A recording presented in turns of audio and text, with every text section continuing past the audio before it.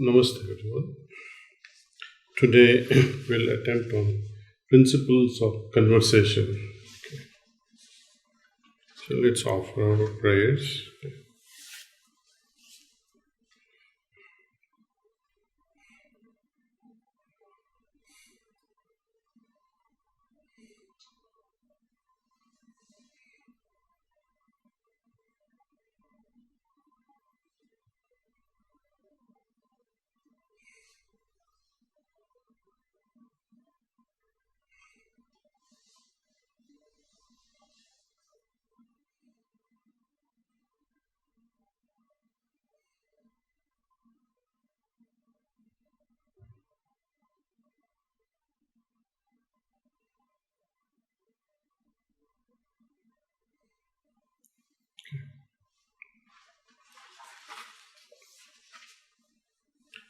A civil tongue is a prerequisite to achieve the goal of human life. A cultured tongue rules the kingdom of the heart. A polished tongue in the discourse or conversation influences humanity and reigns supreme. Anger is a poison to spirituality. Unless we are free from this plague, moderation can never be obtained. The effect of anger is that the system becomes heavy and tension is produced. There will be continuous pressure on thought. This human frailty leads to loss of self respect and individuality and results in unhappiness. This does not allow the free and subtle current to enter. In other words, it restrains the flow of divine grace. So, there are many disadvantages of becoming irritable and angry during conversation. Well, in this world where we are interacting with all kinds of people, it is bound to be that we lose our temper. It is going to be there. And unfortunately, anger somehow is reflected or directed mainly towards our loved ones. We don't get angry and upset with strangers, for example, as much as we do towards family members, friends sometimes. Why is it so? I think we take the liberty of knowing the other and know that, of course, they can take it. But there too, we should be careful because this anger, as Lalaji puts it, is a poison to spirituality, and we are all trying to follow a spiritual path. Sarcasm also. There are certain communities who are full of sarcasm in their conversations. Highly intellectual a person, more knowledgeable a person, we witness this sarcasm in every other sentences they use. And hence they are disliked by many, even by their own spouses, that he is always trying to be an inch above everybody else. They lose friendship, they lose harmony in a family, they lose relationships, nobody visits them. How can they? So, the need to curb our tendencies and always try to remain in depth, in osmosis with the person whom we love so much, the Master. If we deviate from that, it only means to form a curvature, spiritual curvature. Babuji has talked about this. He has referred to not allowing this curvature to be formed in one's sadhana. What does it mean? That when you have a particular trajectory that you are going spiritually higher and higher, and something happens that triggers this trajectory to move away from its original flight mode, then it deviates. It's going to go like this, but then again because of our action. or non action. So, anger has to be curtailed somehow. Not that you want to suppress the anger either, but express it in a way that is proper in a situation. This in it itself is a big topic to discuss. Whatever be the reason of anger, anger is never justified because, like fire, anger is like fire. It burns both in the process, yourself as well as the person upon whom you are getting angry. So, why spoil your condition? If you can understand this much and curb our tendencies towards getting angry, it will help us a long way. Best way I found, postpone your anger for later. I'll see, I'll get angry later on, or maybe after 10 minutes.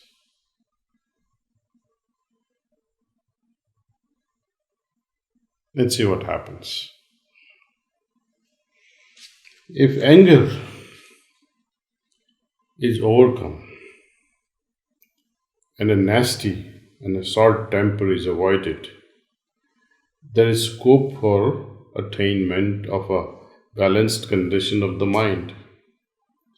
The greater the control over it, the freer and more bounteous is the celestial gift.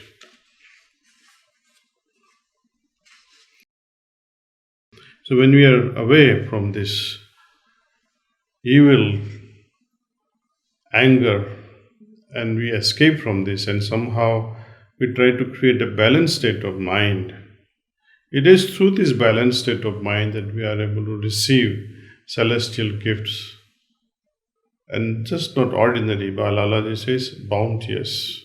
Okay. It is a pity that this important and essential principle of the use of the tongue in the inevitable and constant activity of people is often overlooked and neglected. It is also unfortunate if the divine guru is held responsible for any lapse. It is no doubt very difficult to control the mind.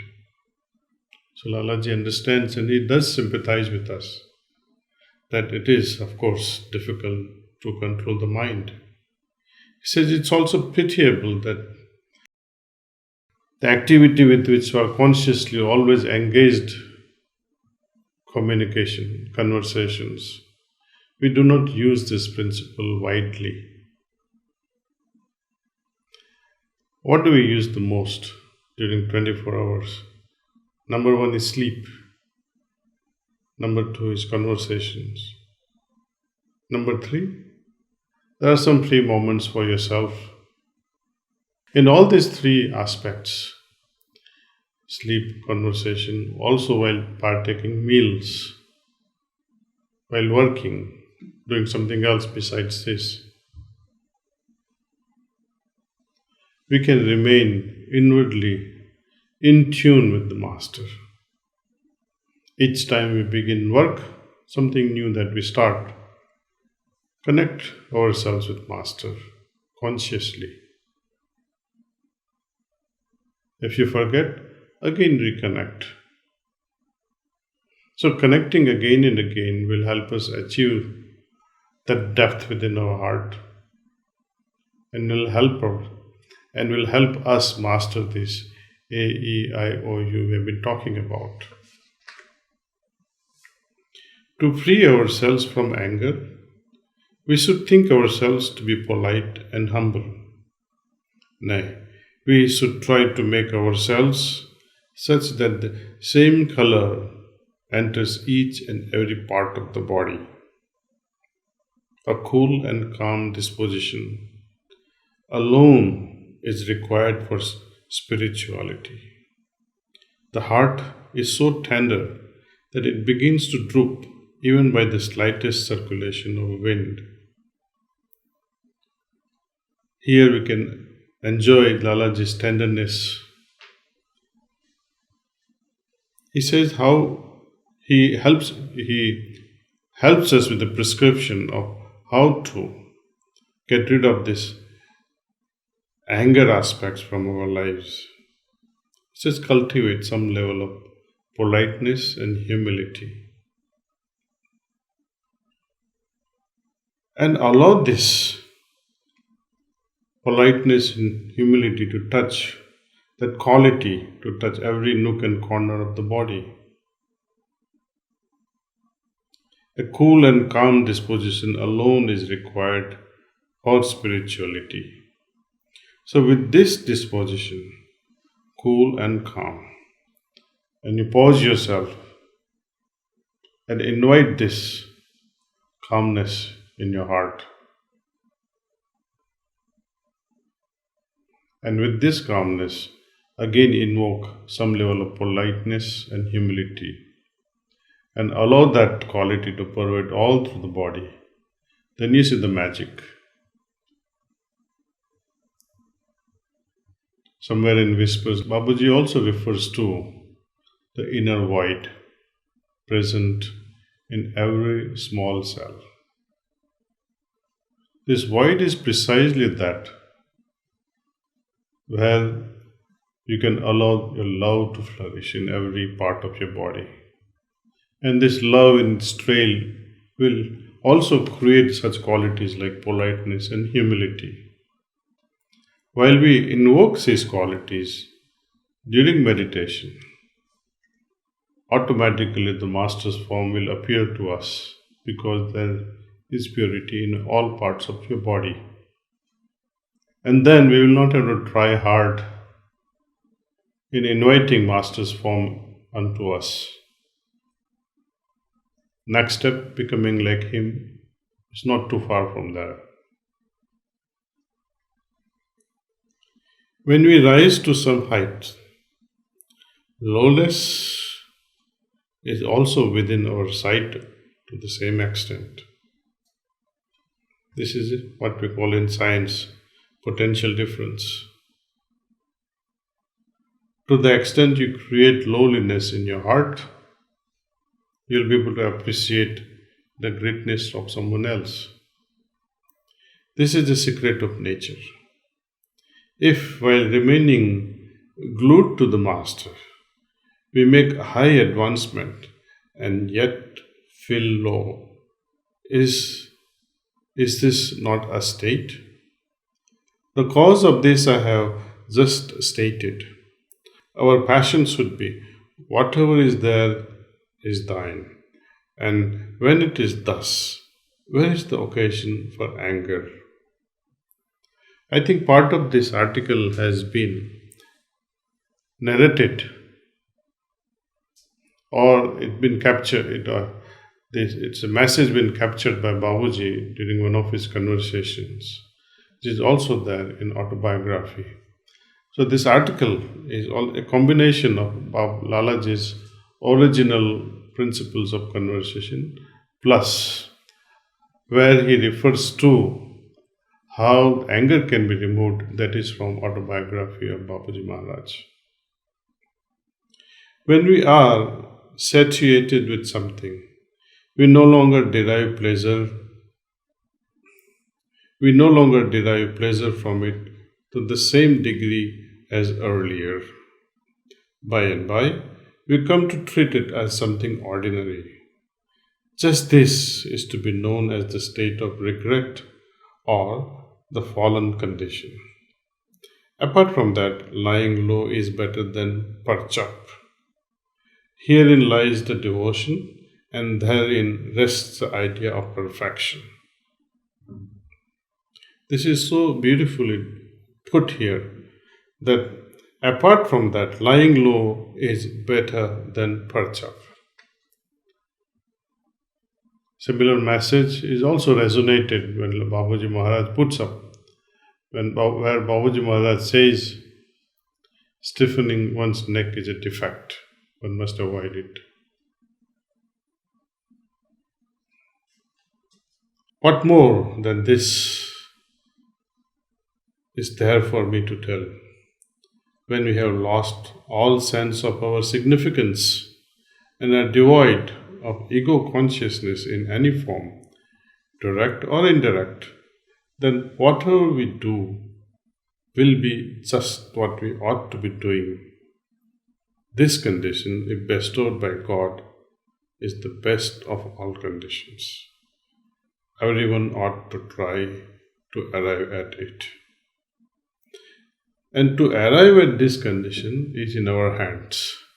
It's not in Master's hands. To cultivate this state of insignificance, state of abudiyat, as they say in Urdu, abudiyat, subdued state. How to arrive at it? Babaji says, hundreds of prayers are offered. But as a result of this, when we dive deep in meditation and arrive at authentic remembrance of the Master, love-filled remembrance of the Master, will open up such a subdued state of insignificance. The technique of developing softness is to create extreme humility in temperament so that it is filled with such a sentiment of love as to have no inclination to cause any hurt to anyone's heart. And the words are also such as not to hurt anyone's heart in the least. So, this is it. The whole message can take us a whole life to digest. Conversation means listening first, listening with love, receptivity, and patience. Then comes our turn to talk. If you have to say something worthwhile, then open your mouth. I have seen people, for every little thing they have to comment something or the other. What do they gain out of it? It's a sign of egoism that every now and then you have to add a comment. It's foolishness. If you can add value to whatever has been talked, whatever is being conversed, then it is worth it. But to add something just for the fun of it, just to make a moment livelier or even lighter, very rarely it adds value. So the control, self-control, and speak not that can hurt others. Madhur Vachan, Madhur Shravanam. Thank you.